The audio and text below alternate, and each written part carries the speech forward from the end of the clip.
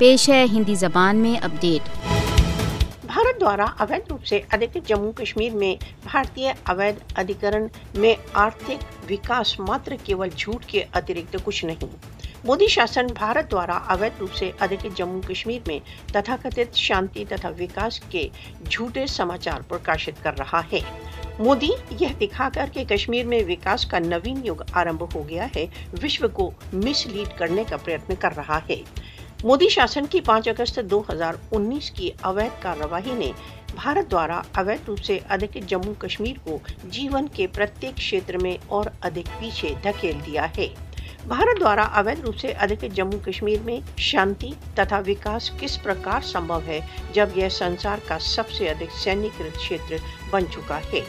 कोई भी समझदार पूंजी निवेशक कश्मीर में पूंजी निवेश का विचार भी नहीं करेगा, जो क्षेत्र का एक परमाणु फ्लैश पॉइंट है।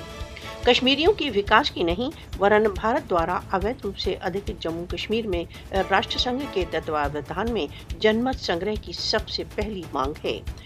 कश्मीरी शांति तथा विकास के विरोध नहीं, वरन भारतीय दास्ता की जंजीरों से मुक्ति उनका सबसे पहला लक्ष्य है।